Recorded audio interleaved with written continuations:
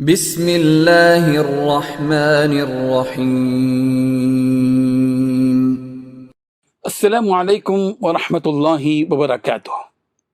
الحمدللہ حمدا کثیرا طیبا مبارکا فیہ، والصلاة والسلام علی سید المرسلین محمد وآلہ وصحبہ اجمعین، اما بعد۔ حاضرین و ناظرین، یہ درس قرآن نمبر 598 ہے، اور آج سورۃ الانعام کی 3 آیتوں کی تلاوت و تشریح کی جائے گی۔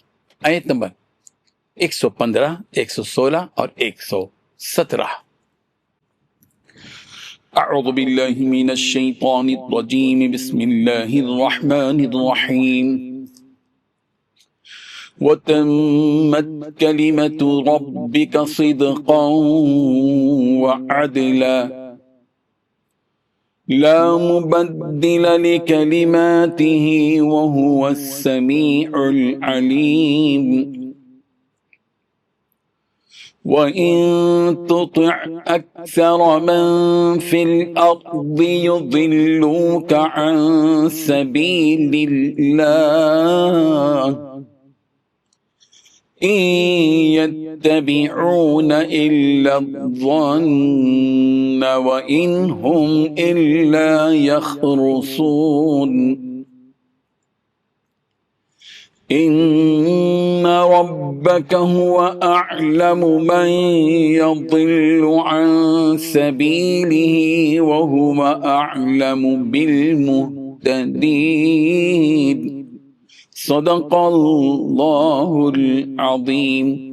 لفظی ترجمہ یوں ہے، وَتَمَّتْ كَلِمَةُ رَبِّكَ، وَتَمَّتْ كَلِمَةُ رَبِّكَ، اور مکمل ہے آپ کے رب کی بات، صدقاً وعدلا، سچائی اور عدل میں ہے، لا مبدل، کوئی تبدیل کرنے والا نہیں ہے، لکلماتہ، اس کی باتوں کو، وَهُوَ السَّمِيعُ الْعَلِيمُ، اور وہ خوب سننے والا، خوب جاننے والا ہے۔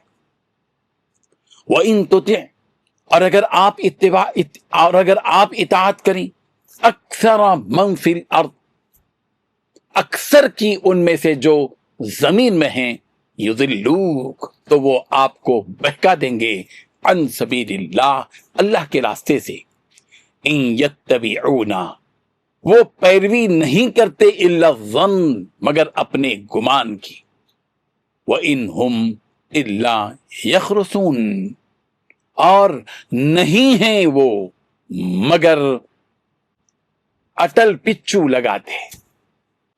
ان ربک، یقیناً آپ کا رب، ہوا اعلم، بخوب جانتا ہے، من یضل عن سبیلی، اس کو جو بہکتا ہے اس کی راہ سے، وَهُوَ أَعْلَمُ، اور وہ خوب جانتا ہے، بالمہتدین، ہدایت یافتہ لوگوں کو۔ ترجمہ یوں ہے، اور تمہارے پروردگار کی باتیں سچائی اور انصاف میں پوری ہیں، اس کی باتوں کو کوئی بدلنے والا نہیں، اور وہ سنتا ہے، جانتا ہے۔ اور اکثر لوگ جو زمین پر آباد ہیں گمراہ ہیں، اگر تم ان کا کہا مان لو گے تو یہ تمہیں اللہ کا راستہ بھلا دیں گے، یہ محض گمان کے پیچھے چلتے اور نرے اٹکل کے تیر چلاتے ہیں۔ تمہارا پروردگار ان لوگوں کو خوب جانتا ہے جو اس کے راہ سے بھٹکے ہوئے ہیں، اور ان سے بھی خوب واقف ہے جو راستے پر چل رہے ہیں۔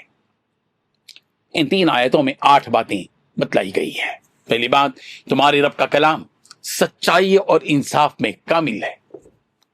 دوسری بات، اس کی باتوں کو کوئی بدلنے والا نہیں۔ تیسری بات، وہ ہر بات سننے والا، ہر بات جاننے والا ہے۔ چوتھی بات، اگر تم زمین میں بسنے والوں کی اکثریت کے پیچھے چلو گے تو وہ تمہیں اللہ کے راستے سے گمراہ کر ڈالیں گے۔ پانچویں بات، وہ تو وہم و گمان کے سوا کسی چیز کے پیچھے نہیں چلتے۔ چھٹی بات، ان کا کام اس کے سوا کچھ نہیں کہ خیالی اندازے لگاتے رہیں۔ ساتویں بات، یقین رکھو کہ تمہارا رب خوب جانتا ہے کہ کون اپنے راستے سے بھٹک رہا ہے۔ آٹھویں بات، وہی ان لوگوں کو خوب جانتا ہے جو صحیح راستے پر ہیں۔ حاضرین و ناظرین، قرآن مجید کامل و مکمل کتاب الہی ہے، اس کتاب میں کسی اور بات کے اضافے کی کوئی گنجائش نہیں ہے۔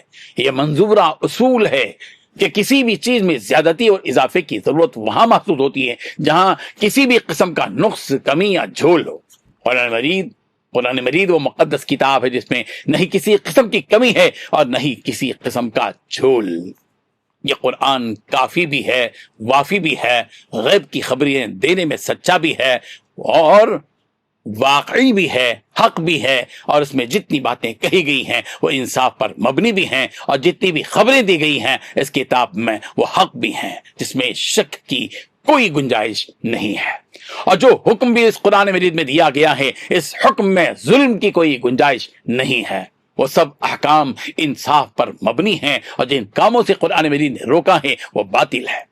قرآن مجید نے جن کاموں کا حکم دیا وہ سب خیر پر مبنی ہیں، وہ سب خیر پر، خبر پر، وہ سب خیر پر مبنی ہیں، اور جن کاموں سے روکا ہے پروردگار نے وہ شر پر مبنی ہے۔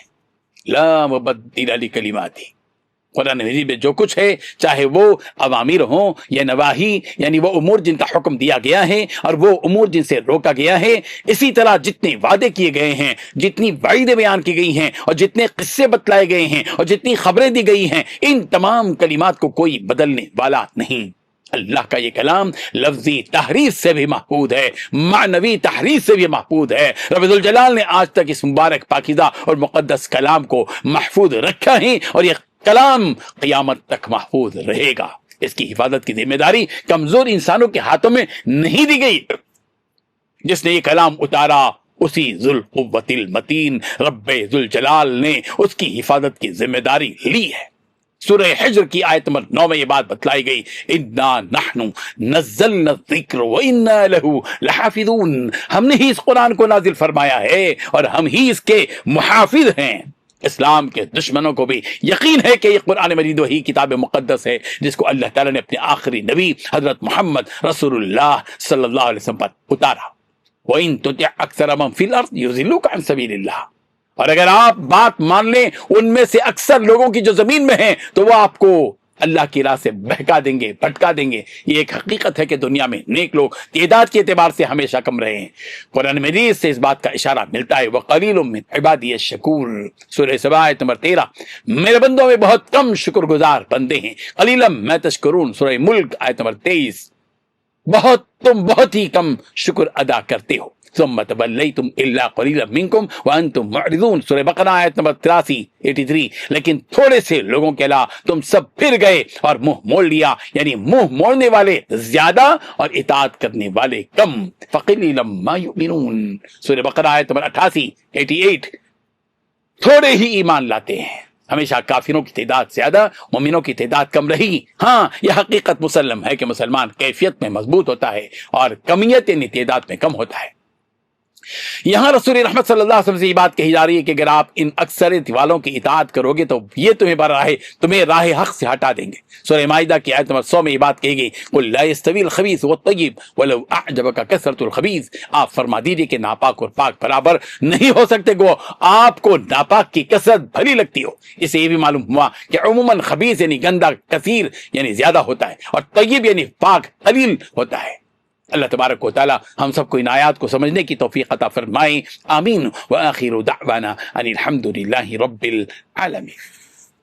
ڈیلی درس قرآن کو سبسکرائب کیجئے، اپنے تاثرات اور مشورے ارسال کیجئے، اور متعلقین کے گروپ بنا کر انہیں روزانہ درس قرآن بھیجیں اور اجر ثواب پائیں۔